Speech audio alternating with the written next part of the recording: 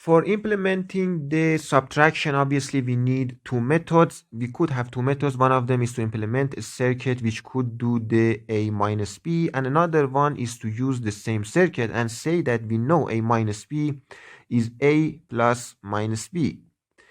So if we could just represent the negative numbers using the binaries of zeros and ones, we could just use the underlying the same hardware to do the subtraction as well. So instead of saying that 8 bits, we could represent 2 to the power of 8 equal to 256. So we assign all of it for the numbers of 0 to 255.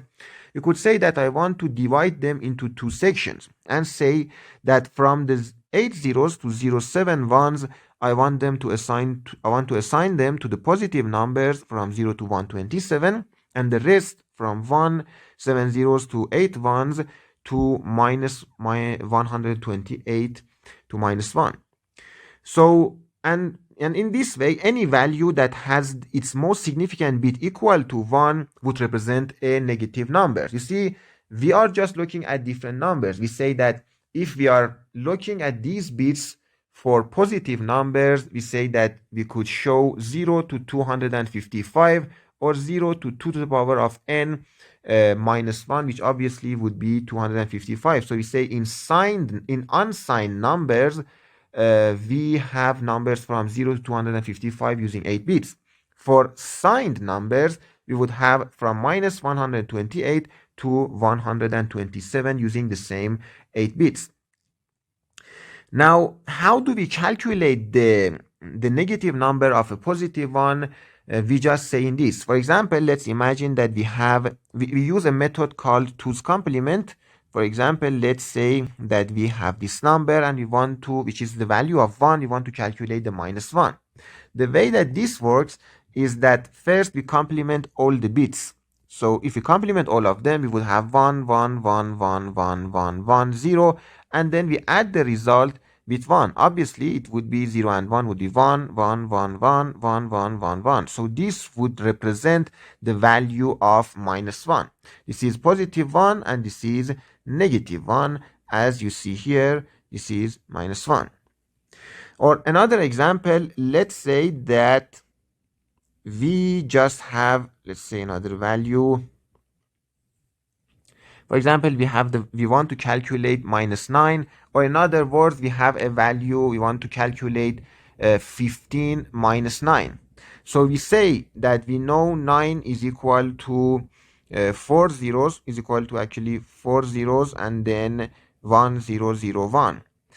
If we want to calculate minus 1, we complement all the bits. This would be 1, 1, 1, 1, 0, 1, 1, 0, and add the result with 1. So this would be 1, 1, 1, 0, and 4 ones. This would be the value of minus 9. So we just give this to one of the inputs of our 8-bit adder. This would be one of the inputs of our 8-bit adder, and the other would be the value of 15. Then the simple addition would happen and we would see that the result would actually be equal to the value of 6. Okay, so what we need to add to the same hardware that we have to have both the addition and subtraction is this way. In order for us to calculate the 2's complement of the negative of number, we first need to complement, but in a controlled way, that whenever we want, we would just tell that circuit that I want you to not to change the other input so that I could do the simple addition, or change the other input to calculate its negative and add it with the other input again. So for this circuit, I implement something like this: 8 XOR gates, which one of its inputs is always connected to each other. If you look at the truth table, you see that when one of the inputs is equal to 0, the output is just the other input. This is the out.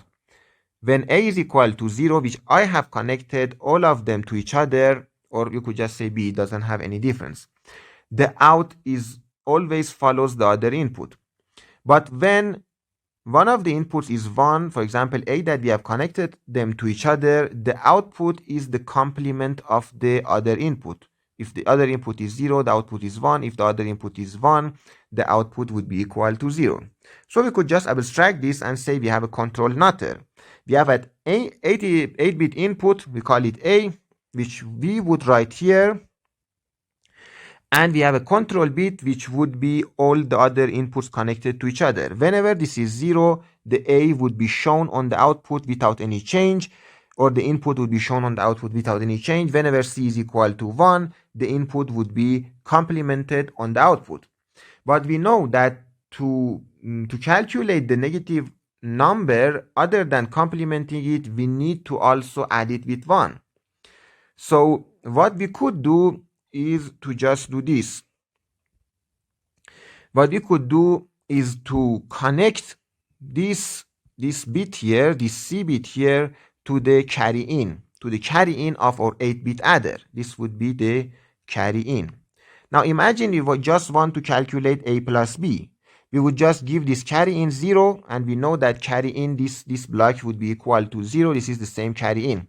So you have a 0 here. This control nutter wouldn't change the B, would have B here, and then on the out you would have A plus B. So nothing special would be done. We just calculate A plus B. If the carry in, we just set it equal to plus 1 is equal to 1, obviously. If we set it equal to 1, then what we would have is, first of all, this 1 would cause the input to be complemented on the output. So here I would have B complement. So also it is the carry in. This 1 is carry in. So I would have a 1 on the carry in as well. I would have a 1 here. So I would have, and this 8-bit adder would just add them. I would have A plus B complement plus 1. But what is B complement plus 1? Well, this is the same thing as minus B. So we are actually calculating I minus B. We are saying that on the output, we have this time A minus B. So the set of instruction for doing the subtraction are as follows. Again, we have 8 subtractions. In this way, actually, the opcode for it would be, this should be equal to 1. This would be actually 1 0 0 1 0 xxx, which xxx again would be determining the other operand, which would be one of the 7 registers alongside a memory location which HL register pair is pointing to, and the result would be saved in the A register. So it would have, for example, if you have 90 in the IR register, the 8085 microprocessor would first do this. Would first load the contents in the B register. Imagine this is 10 in hex, or this value in the binary. Would put that in this input here, and A register on this input. Then it would set this carry in equal to 1 and would do the simple addition, which means that it is doing A minus B, or 1C minus 10 in hex. So we also have all the other instructions as well. So you see the way that 8085 microprocessor distinguishes between 80H and 90H in the IR registers is in this way, that in 80H it would reset the carry in to 0. When it sees 90H, it would set the carry in to 1. So we have also other instruction as well, just like the adding. We would have SUI byte, which just means that we are providing immediate value. So this would be the contents of the A minus the byte that we are providing here. The result would be saved in A again. And SBI, the subtraction would be happening with a borrow. So you see, we are not actually teaching you programming or instruction right now. We are teaching you the hardware that these instructions use to be executed. So we also have some other instruction that I wanted to show you. Those are compare. Compare actually uses the same subtraction circuit, which is the same addition. What it does is that if you have B8, B0 to B7 were for subtraction, B8 to BF are for compare, but compare is the same thing as the subtraction. If 8085 sees B8, it simply does a minus B, but the result wouldn't be saved in the A register. So the contents of none of the registers would change. You see, in the subtraction, B0 means A equal to A minus B, but B8 means just calculate the A minus B to see the what kind of flags are cleared or reset, and based on those we could see if a number could be fit in the 8 bits, the carry bit is set if one of them is bigger than the other, or if A is equal to B.